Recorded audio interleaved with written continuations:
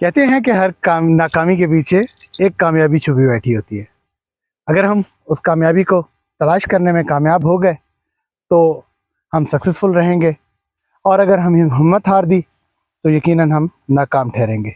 ये हमारा वो फील्ड है जहाँ पे हमने पहले भी आपको इसके बारे में इसका डाटा शेयर किया था, जहाँ पे हमें एक दफ़ा नाकामी का सामना करना पड़ा, लेकिन उसके बाद अल्लाह ताला ने कामयाबी दी और ये कामयाबी का फल आपके सामने है। अस्सलाम वालेकुम रहमतुल्लाह, मैं मियां इरफान खालिद, डिस्ट्रिक्ट राजनपुर से। PQNK फार्मिंग पर खुशामदीद। PQNK यानी पायदार कुदरती निज़ाम काश्तकारी। एक ऐसा तरीका है निज़ाम काश्तकारी जिसके अंदर आप किसी बगैर परचेज इनपुट के, बगैर फर्टिलाइज़र, बगैर केमिकल के अच्छी क्रॉप लेने में कामयाब हो सकते हैं। कैसे कामयाब होना है या ये तरीकाकार क्या है, हमारे चैनल के ऊपर जो लोग नए हैं तो हमारे चैनल के ऊपर इसकी डिटेल्स मौजूद हैं।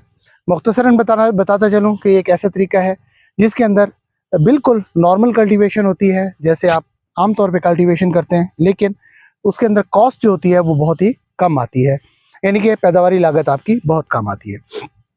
तो खैर, बात हो रही थी इस फील्ड की। ये वो फील्ड है जो इंतहाई कलराठा हमारा रकबा था।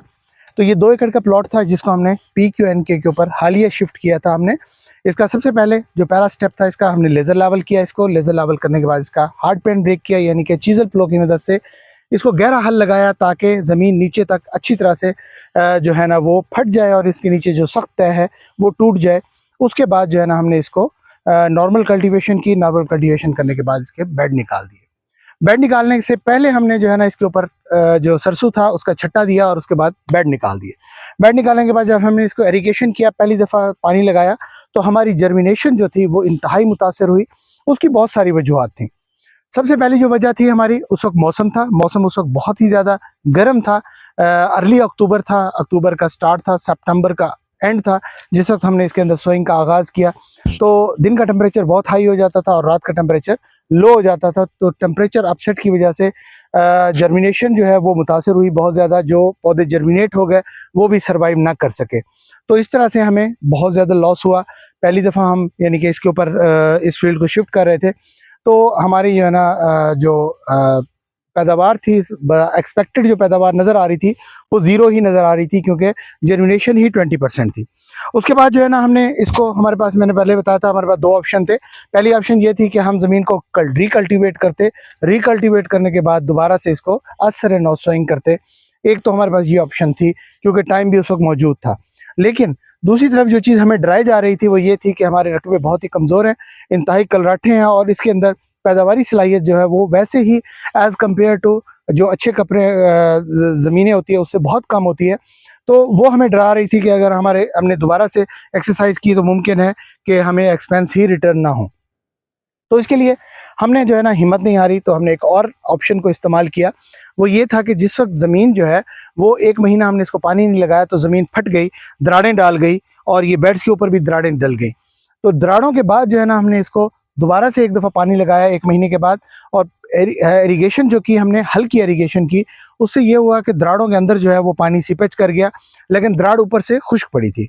उसके बाद हमने इसके ऊपर दोबारा से छट्टा दिया बीज का, और वो बीज जो है वो दरारों के अंदर चला गया।